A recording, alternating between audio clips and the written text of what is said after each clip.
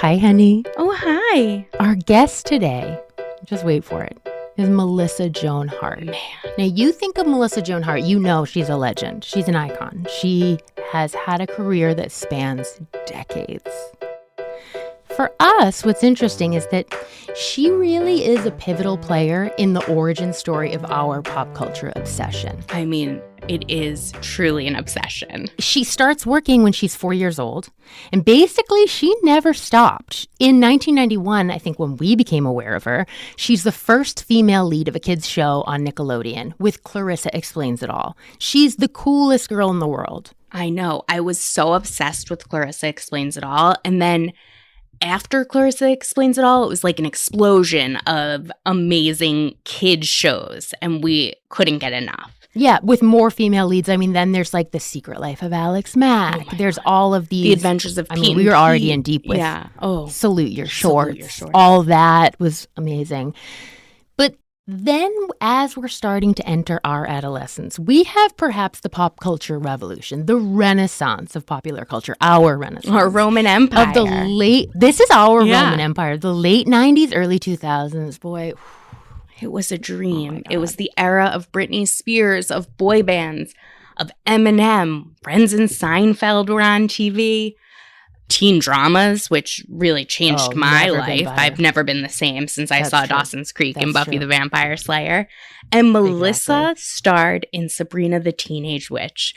Seriously becoming the patron saint to all Sabrinas, basically. Yes. Now, I did watch all of these shows. I was in deep. Okay. But reality shows started around this time, and that was something that really just set me ablaze. I have never been the same after that. I love reality. I know you do. I also loved that movies were all blockbusters at the time. We had Titanic. Leo was becoming the Leo we know today and love. Man, what a gift that was to us. What a gift. And even then, Melissa Joan Hart's in a major motion picture, Drive Me Crazy, kissing Adrienne Grenier, who went on to star in Entourage. Yeah, it was huge. It was huge. And Us Weekly was in its prime, and we were just celebrity stalking. It was so important to us. We needed every detail. It wasn't as accessible then, which is interesting. I mean, you couldn't just go online. Like, the internet was relatively new. And so for us to consume we had to seek it out. We had to have our ears to the ground. Yeah, we were really working hard. Get a sense. And we had a lot of things that we were following that now in retrospect, like, why were we stalking celebrities like we were? And I'm glad that we've all stopped. I also am glad that I had my time. Yeah, you had your time. Where I was able to really get in there with Brangelina. I know. I was on the wrong side of history with that one. But what I was not on the wrong side of history was Mindy Weiss, the celebrity wedding planner to the stars, who I still adore. I've basically seen every wedding she's ever planned. I mean, we have the birth of celebrity baby names with Apple Martin hit the scene, and everyone just took license to do whatever name they wanted after that. I know. That's for sure. There were so many the A-listers. Oh my God. Matt Damon, Ben Affleck, Gwyneth Paltrow. We were obsessed. And you don't forget Lindsay Lohan, Sabrina. I would never. That. I would be remiss. Okay. And also the Olsen twins, who were constantly being followed around by paparazzi, just smoking butts and having their Starbucks wherever they were going. Yeah, that's correct. The paparazzi were chasing people around. And Melissa Joan Hart was on the receiving end of some of those paparazzi chases. Yeah. And we should apologize to her. We do. For being the consumers of that content. Yeah. But it didn't stop her. I mean, she never had like a real fall from grace. That's just amazing that we don't have like, I don't know, found footage of Melissa's, foibles like we do with like other stars of the time.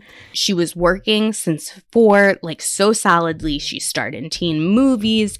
She competed on Dancing with the Stars, The Masked Singer. She was in Melissa and Joey on ABC Family. She was constantly working, and she did it all while taking care of 3 sons. I mean, it's incredible. Calm down, Melissa. I know. Honestly, I can't take care of 2 kids and have a podcast. I can barely manage. She seems to And she did it while working with her mom. I know. That was so fascinating to me. I was so excited to find out with her, one, how she survived child stardom without becoming one of the people we hear that like just loses control of their life, and how she worked with her mom for basically her entire life without getting in a fight with her, like that ended the whole working relationship. Like an ender. Yeah. So we can learn a lot from her. She's everything to us. I am so thrilled. I'm Sabrina Kohlberg. And I'm Andy Mitchell. From ABC Audio and Good Morning America, this is Pop Culture Moms. Our interview with Melissa Joan Hart after this break. Which we all know means shopping, after-school activities, and a lot less free time. Skip the meal planning and grocery store runs and save time with nutritious and delicious meals from HelloFresh, America's #1 meal kit. HelloFresh handles most of the actual food prep too, making getting dinner on the table easier and faster than ever. I just ordered my first box and I can't wait to get it. From planning, shopping, and prepping to actually getting everyone to enjoy what you made, family dinners can be stressful. HelloFresh gets it. Their new 6-portion plans are perfect for feeding the whole family or to have leftovers for effortless lunches the next day. And for a limited time, kids eat free. Go to HelloFresh.com/PCMKids to unlock this exclusive offer. 1 free kids meal per box for 2 months while subscription is active. That's free kids meals just by going to HelloFresh.com/PCMKids.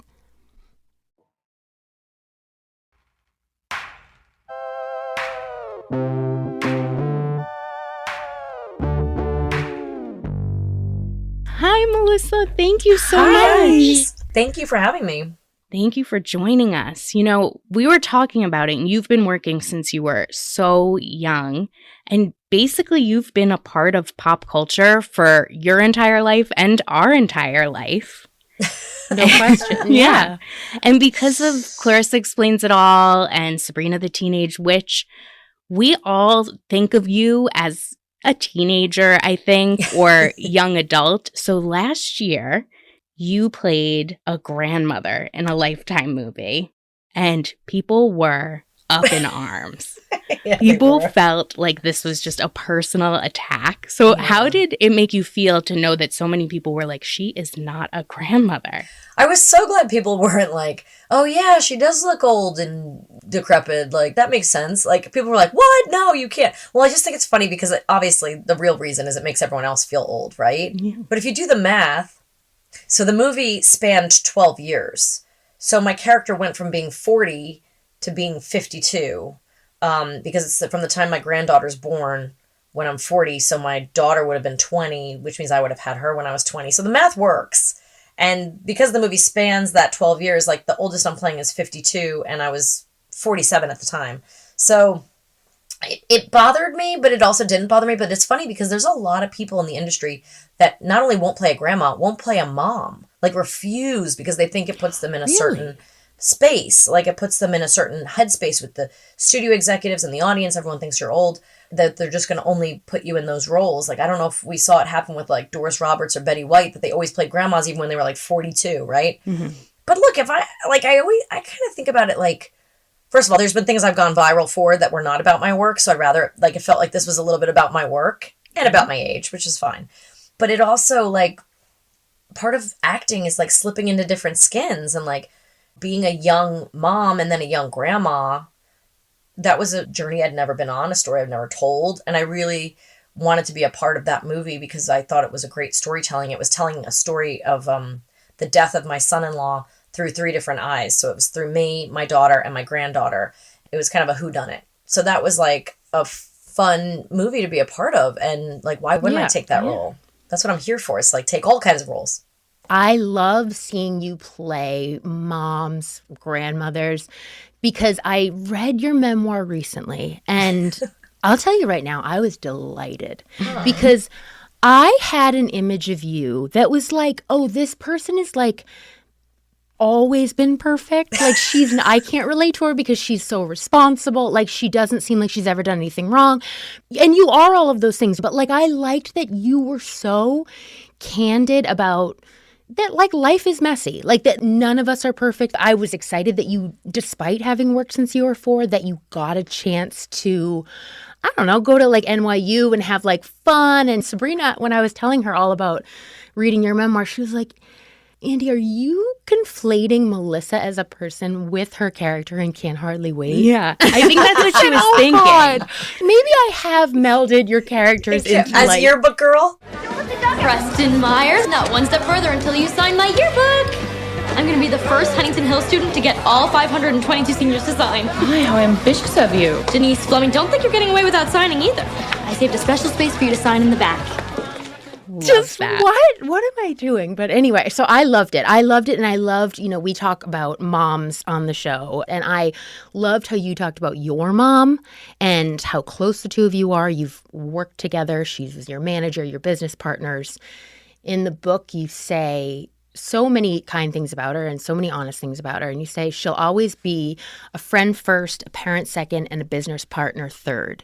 So tell us about your mom. Tell us about how your relationship has evolved over the years. Yeah, it was interesting. Like, everyone goes through those phases of like loving mommy and then realizing mommy's human and then, pushing boundaries and then coming back around. Especially when you have kids, you're like, oh, mom does know stuff. Oh, I feel bad for what I did to mom. Like now my kids are doing it to me, that kind of thing. So I think mother-daughter relationships are really complicated. And everyone was like, you shouldn't work with your mom. Like, you shouldn't work with a friend, right? Like, how do you break up with them if you have to? Or how do you just have a business mind? We've been able to make it work pretty well. I mean, we did have some rough patches here and there, I would say. But, ultimately, I had to come to the realization that, like, who do you trust more than your mom? Like, if you can't trust your mom with your money or your secrets or your, then something's wrong, And look, there are some people, I'm not saying, like, there's definitely some people that maybe shouldn't trust their parents with their money. I mean, we have some examples of that in Hollywood alone, But I always trusted my mom because she wasn't trying to live out her dream through me. She was trying to help me live my dream. And she was just good at what she was doing in managing my career and then in producing things as well, producing shows and movies. And so it was a nice fit for us that, like, I like the production side of things, the creative side of things, and she likes the editing and the business side of things. So it works really well. It's a nice balance. And actually, what's sad is that with the strike last year and then coming off the strike this year, as much as people say they want to work, there's really been not a lot of work this year. So she and I have not worked together in like 2 years, and we haven't seen each other. And that's the first time in my life I've gone more than a year without seeing my mom. So it's weird. It's weird, but she's on her way here and we're going to spend a few days together and I'm so excited. That's so amazing. And when we were researching you, I was surprised to learn that you're the eldest of 8 kids. And Andy and I are both eldest daughters. And have you heard of this thing called the eldest daughter syndrome?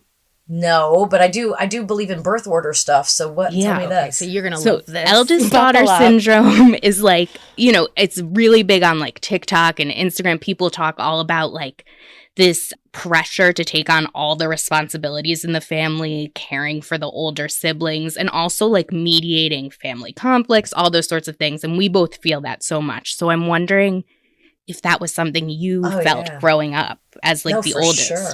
Yeah. I mean, I felt like I had to behave to be a role model for them. The money that I made on commercials and Clarissa or any of my acting jobs, it always went to the family. I got to go pick out a Barbie. And like, as I got older, some people were like, oh, that's not right. You should have kept your money. And I was like, but what would I have done with I would rather put food on the table and make sure my siblings had good clothes and bicycles for Christmas, things like that. So I definitely felt like I wanted to be responsible for them. And then like the babysitting, the carrying their skis when we went skiing, like, having to carry all the skis. And here I am lugging these skis at like 8 years old for all the others. And, but I'm like, I think I can get through anything. And I was a better mom for it too, because I helped with my siblings. There were times when they moved in with me when they were, in their college years, or I don't know, like my little brother, I paid for his cell phone bill till he was like 28 just because I put it on my account and then just like kept it there because I felt bad taking it off and making him pay for it, But there were times when my mom had her 6th child and we were living in New York City and I was probably almost 18 at this point, and she went on vacation with my stepdad, who wasn't my stepdad yet. They were going to get engaged. So she left to go to Mexico. And I had a 6-month-old, a Oh my God. 7-year-old, 9-year-old, 13-year-old, and 15-year-old in the house. And like, I had to take care of them for 4 days. And I don't remember how I did it. But I know that my 15-year-old sister disappeared. She went to a friend's house and like didn't come home. Yeah. But I figured where she was. The other one I had to get on a bus in the morning, and then the other two I had to walk across the street, and then I had to like bottle feed the other one all morning, like change diapers and order pizza. I don't remember how I did it, but I'm like, I did it. I did it, you guys. Like, I was able to, and I mean, my mom would never have left if she didn't know I could do that. I'd already finished my show, Clarissa. I had lived on my own for 4 years in Orlando. My 17 was probably the equivalent of like someone else's 24. So, Yeah. I feel like the late 90s and early aughts, this isn't an original thought, but I think it's commonly believed that they were a particularly difficult time for young women in the public eye in terms of like being sexualized. Like we recently, Sabrina and I watched the series Quiet on Set. I know everyone's asked you about this, I'm sure. It's because your time at Nickelodeon, your time just working as like a younger actress, it was really common for people at the time that you were coming up to like reference something like, when are the Olsen twins going to turn 18? In this like kind of like, it's grotesque, so but gross like, now. it's funny thinking back like that would have been like just a joke. I mean, like in poor taste, but now we can see like how problematic it is. We like Britney Spears was 16 when Baby One More Time came out, and the marketing was overtly sexual. You write about Britney and her bubble of kind of like protection at that time, or restraint, let's even say. So I'm wondering, as you transition from child star to young adult to someone who wanted to have an adult full career in Hollywood, did you feel that pressure to cultivate like a more adult, sexier persona at all? guys, I don't know if it's because I'm prude, sheltered, or what, but I don't feel like I ever had. I mean, I wanted to be sexy, right? I wanted to be seen as sexy. I was on the set of Clarissa. A lot of the crew were 23 years old, and I was like, let's say when I was 16, they were 23. I don't know why I was always obsessed with the fact that they were all 23. I couldn't wait to be 23. Yeah. Because like, especially the cute boys were all 23. But I feel like I knew it would come someday. I knew someday I'd be a woman and then I didn't have to rush it. I never really felt like I had to hurry up and sexy up to change my career, though. I didn't fall prey to it. I didn't feel obligated to do that. I did do Maxim magazine, but that's only because I was comfortable in my body.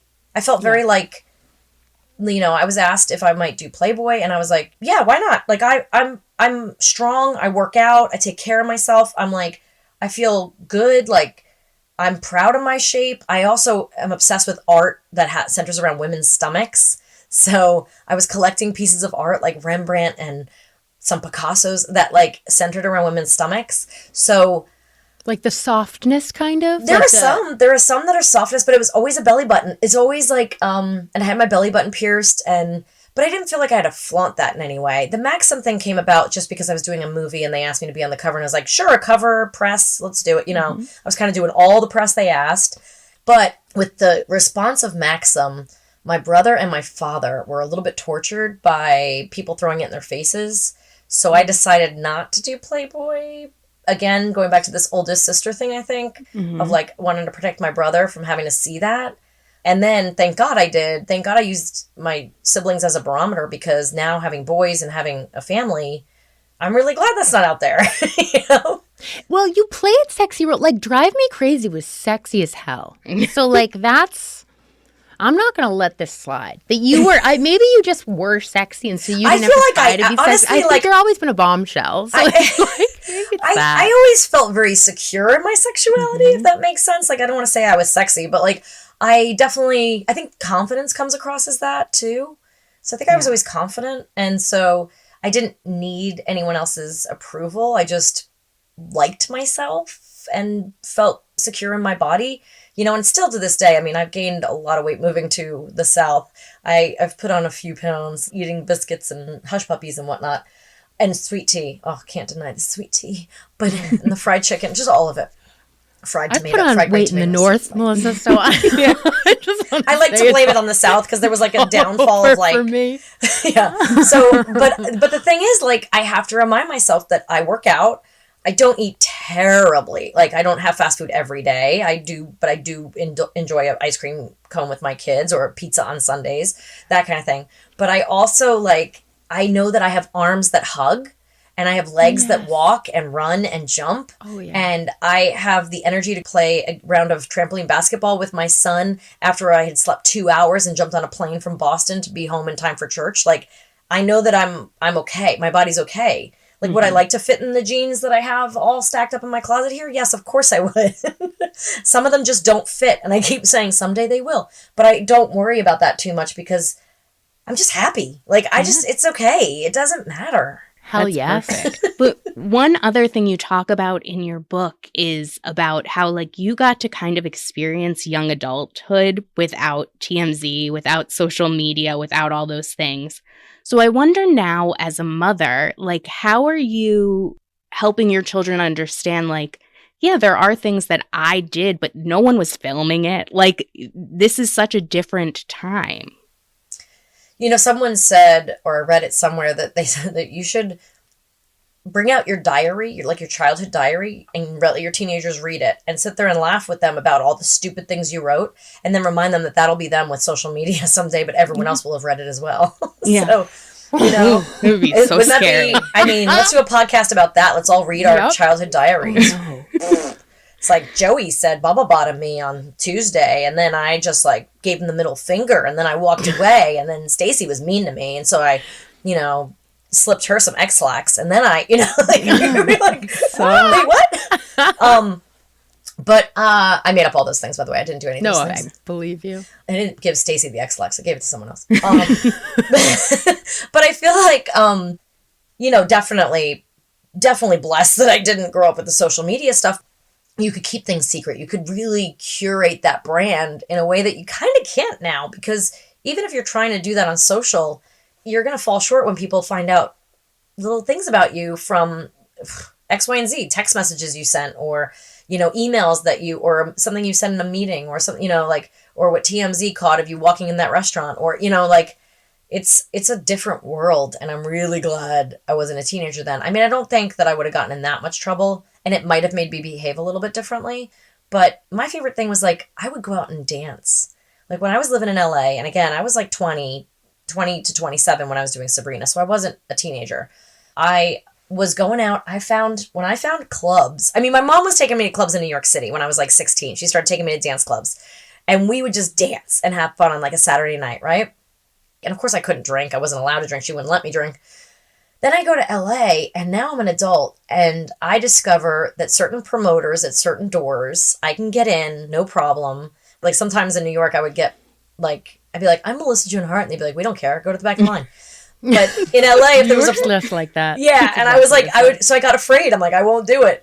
So in LA, though, if I knew a certain promoter and it was like they'd let you right in, I was like, yeah, I'll just go. I'm gonna have like one drink. I'm gonna dance. I'll leave at 1:30, and then like I have to be at set by 5 a.m. And I had the energy to do that. But then I would sleep on set all day and be like, why am I so tired in the day, but like so awake at night? I don't understand. Like, I had thrown off my circadian rhythm, right? Mm-hmm. But I just loved going out and dancing and being around people, and like, you know, if I had no other plans, that's what I was doing. If there was not a premiere or a party, then it was like, we're going out. Let's go out. I'll meet out with even if I'm alone, I'll go meet up with a bunch of people that I know go to these clubs every night, you know? So kind of go out and see who's out sort of thing. I did that for like a year or two. And that's when like the paparazzi will catch you by your car and do that whole like flashing in the car and you can't drive and you're like, that's scary stuff. But I wasn't peeing in the street. I wasn't shaving my head. I wasn't piercing anything or getting tattoos that they could catch, you know. And they really were at the time, too, when I was doing Sabrina. The paparazzi were predictable about where they were. They'd be at those clubs, or they'd be on Rodeo, or they'd be on Robertson, which was a big shopping street, like at the Ivy. If you were eating at the Ivy, they might catch you, right? But it wasn't until my second son was born in 2008 that they started following you everywhere. They wanted pictures of the baby. They wanted pictures of you not looking your best as you take the trash out. They wanted pictures of me on the beach. Like, they were filming Matthew McConaughey on the beach because he was there every day. And they turned the camera around and there I was having just given birth and eating potato chips. And they used that on the cover of People magazine as like, look at how far Melissa's fallen, like her body, you know. Oh my God. Oh my God. That's when 2008 is when it really took a turn, I think. And that's also when they started doing I think People magazine started doing like celebrity baby pages and stuff. Right. So that became a big hot topic, is who's having babies and why. You didn't even, I mean, if you think about Madonna having a baby, I mean, we all were kind of fascinated. We knew her name and maybe what she looked We like. just knew Lourdes. That's all we knew. Yeah, we didn't know anything else. That's it. Yeah. Right. What diaper brand she wore, or Right. if she used a pacifier till she was 2. Like, we didn't know these things. And now all of a sudden they're hyper focusing on all these celebrity parents, and it's just not safe when you're like the playground and people are hiding in the bushes. It's like, No, who did it's they think? also we need to apologize. Yeah, because because we really consumed this media.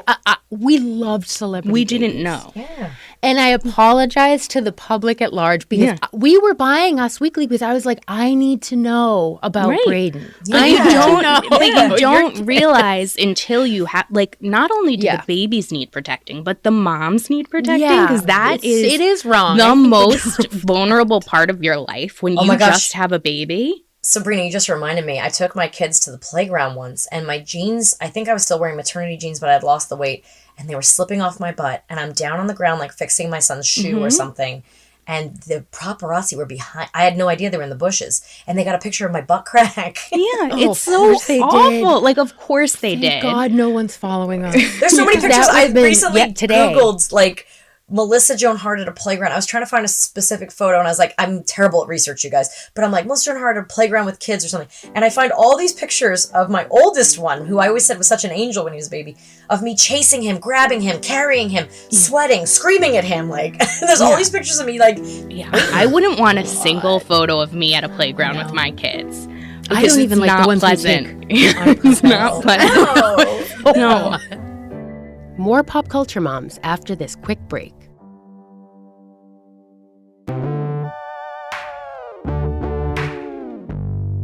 One thing I read in your book is when you say that after your kids were born, you wanted to go back to work. And now this is something I really relate to also, because with my first, I took, just as much maternity leave as I could because I thought that's what you were supposed to do. And I was like, with my second, I didn't even take the full amount that I was allowed. I was like, I got to get out of here.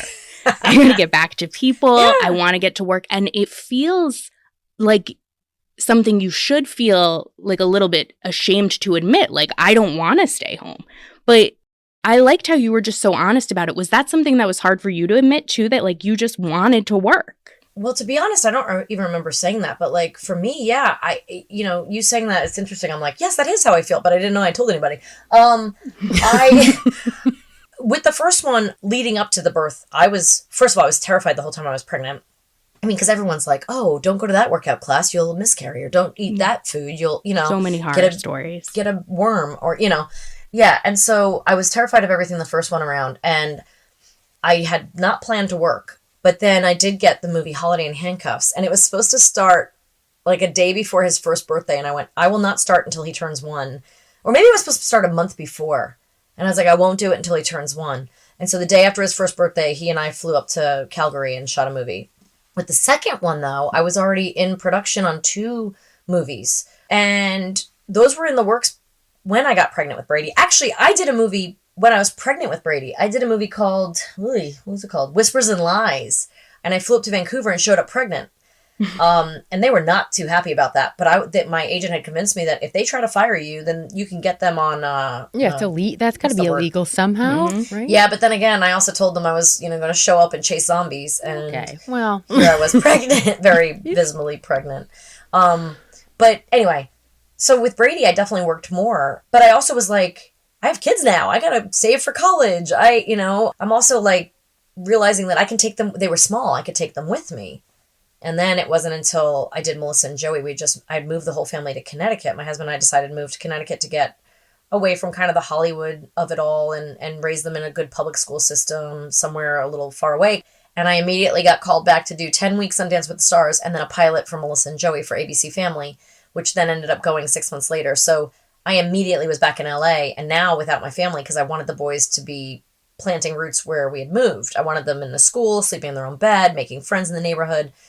And that's something I actually regret now. But I thought it'd be harder on me working and being away from them than it would on them. But now they remember it as like the time mommy wasn't around. Like you know, they're like, well, you weren't around when I was little. And I'm like, no, I was. I was. I just, Here? Yeah, it was and like you're every other week I would see you, but like only for a certain amount of months of the year. And, you know, so they don't remember it, but it breaks my heart.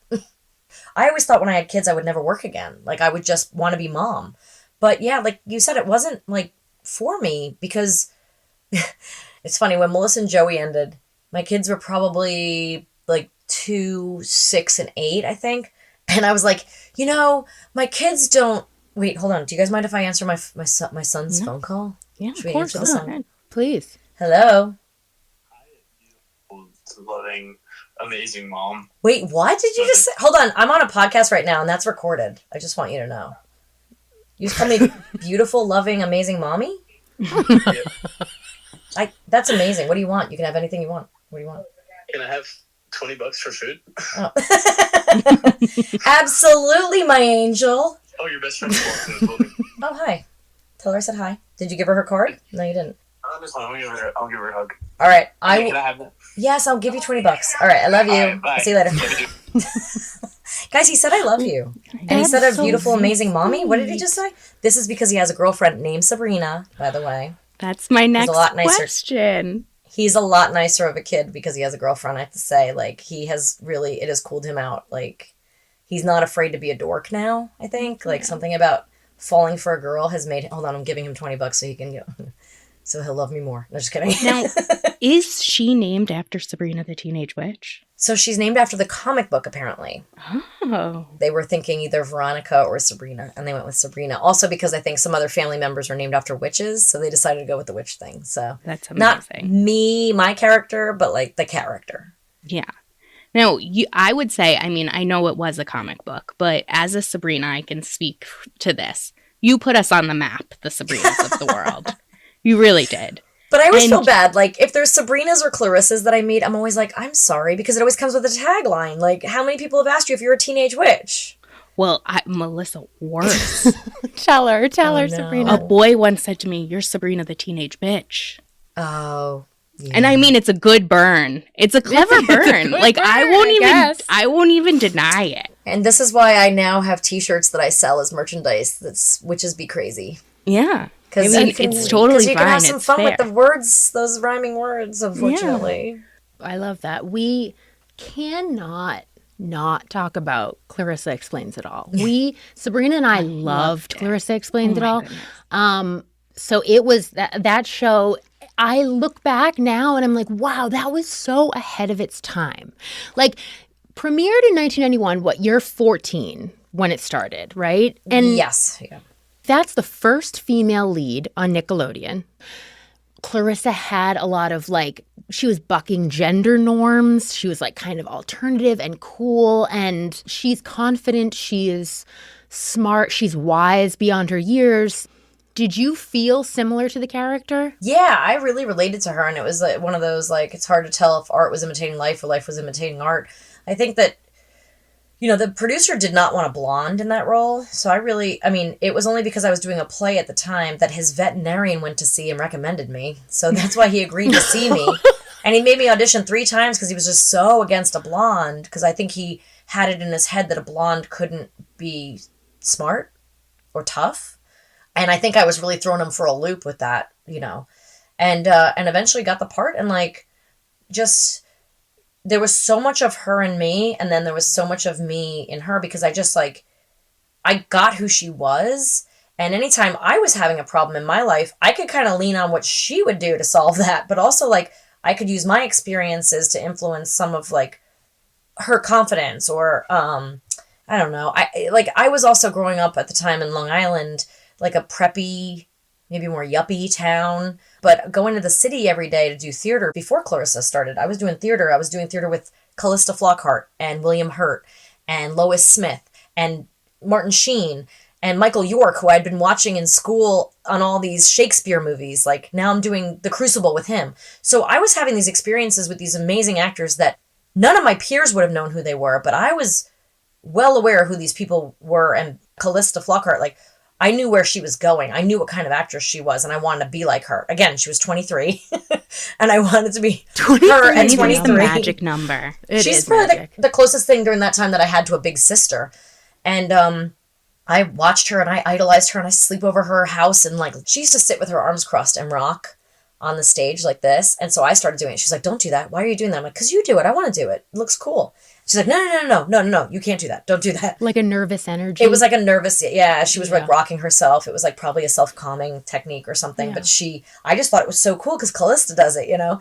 And I was around these people that were teaching me to like prep before a job, like let's stretch and say our lines and go, and like, you know, teaching me all these acting exercises that I never learned, and just felt like I was part of this theater community. And then to take that and go to Clarissa and be like, you know, kind of understanding the art a little more of acting, but also having fun with it and really understanding this character to the point where I could dive in without having to do much work because I got who she was and I got to pull from her too. So like, yeah, I what you said is so true. It was probably the character I identified with the most. The most fun character I ever had was Mel from Melissa and Joey because she was a hot mess and it was so much fun. I got to just, when I'm here, I'm a mom of 3 and I'm like living in Connecticut, working in LA and trying to keep my life on the rails. And here's this character who doesn't care if she does. She just wants to wear high heels, have big hair and have sex and drink wine, you know? And it was like really fun to escape into her and just make people laugh their balls off. So that was my goal.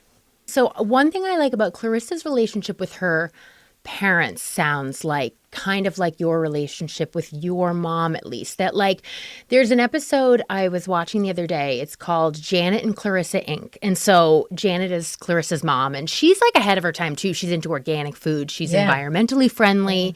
She works, but she's also a caretaker. And Clarissa has a school project. She has to make something and she asks her mom to help her make these healthy treats they call bouncy balls. Oh, yeah. Mom, do you have any problem with me marketing these for my school project? Of course not. Why would I? Well, you made them. Well, but you helped. You turned them into balls and you discovered that they bounce. Yeah, you're right.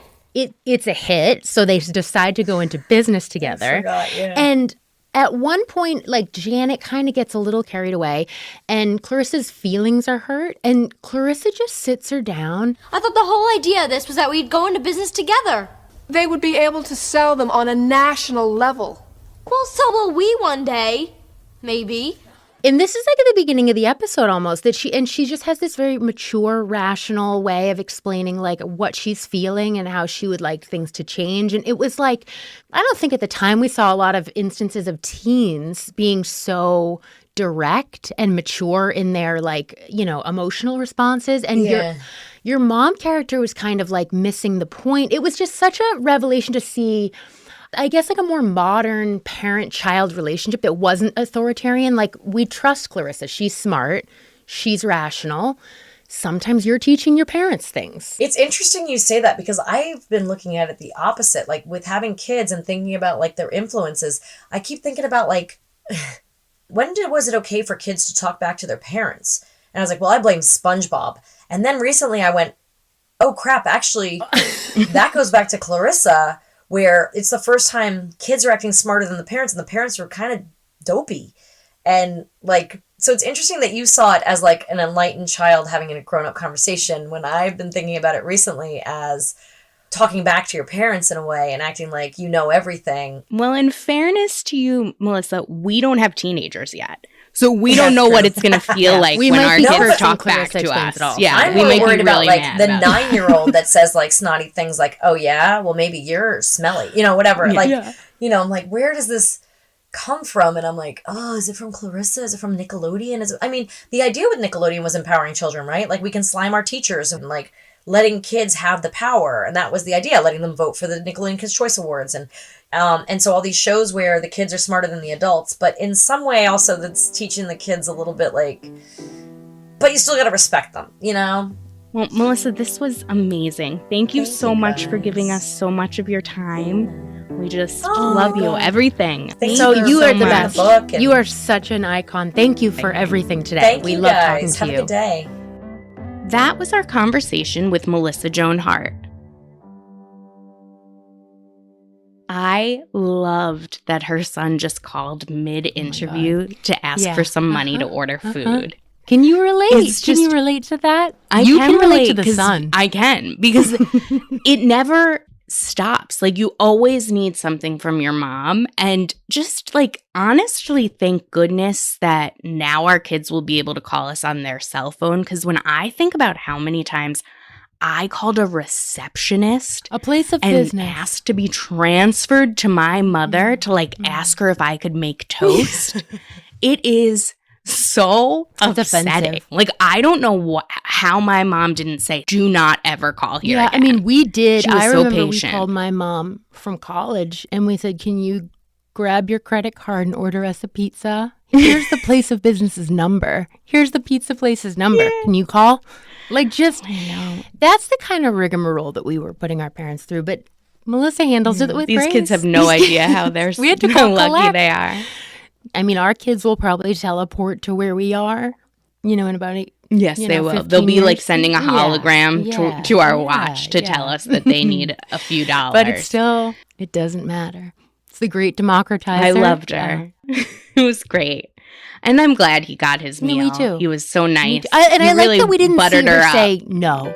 Yeah, she couldn't say no. I mean, she was being course not. recorded.